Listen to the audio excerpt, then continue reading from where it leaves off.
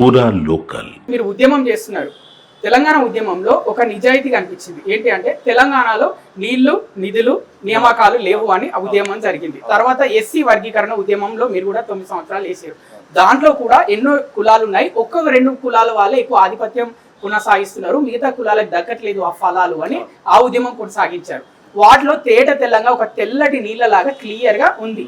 కానీ Marwadi go back అనే ఉద్యమంలో క్లియర్ పాయింట్స్ అనేటివి చూసుకుంటే దానికి సపోర్ట్ చేసే వ్యక్తులు కానీ వెనకాల నిల్చునే దళం కానీ కనిపించట్లేదు అని చాలా మంది అంటున్నారు. అంటే ఇప్పుడు నందిని సిద్ధారెడ్డి గారు మాట్లాడిండ్రు, గవర్నమెంట్ లో ఉన్న కాలువ సుజాత గారు మాట్లాడిండ్రు, హరగోపాల్ గారు మాట్లాడిండ్రు, ప్రజా సంఘాలు మాట్లాడుతున్నాయి.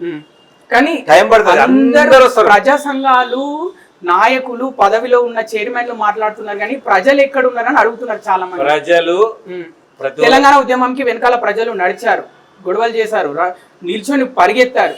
ఎస్సీ వర్గీకరణ కూడా సభలు పెడితే బస్సులు వేసుకుని వచ్చారు, స్వచ్ఛందంగా వచ్చారు. అన్నం తినకుండా, మధ్యాహ్నం లంచ్ చేయకుండా, భోజనాలు చేయకుండా ఎస్సీ వర్గీకరణ కోరడానికి ఎంతో మంది సోదరులు వచ్చారు. మరి దీనికోసం ఏం జరుగుతుంది? ఉద్యమం వ్యాపారస్తుల ఉద్యమం, దీనికి రారంటారు ఎక్కువ జనాలు. వ్యాపారస్తులు మొదటిగా ఉంటారు.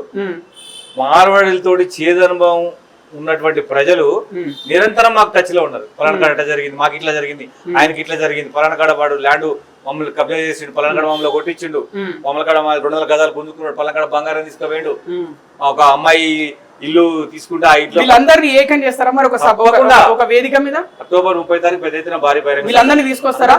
ఎవరికైతే అన్యాయం వాళ్ళందరూ కూడా వచ్చి ఓపెన్ గా మైక్ లో మాట్లాడి చెప్పిస్తారు కదా.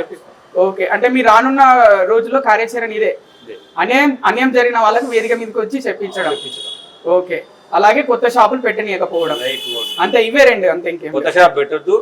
పెట్టిన షాపులలో నాణ్యమైన వస్తువులు అమ్మాలి, జిఎస్టీ కట్టాలి, ఎవరైతే వినియోగదారుడికి బిల్లులు ఇవ్వాలి.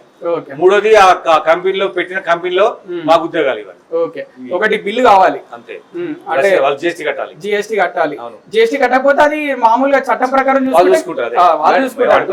ఇట్లా చేస్తారు వీళ్ళని, గవర్నమెంట్ చూసుకుంటది. ఉద్యోగాలు ఇవ్వమని మా రిక్వెస్ట్.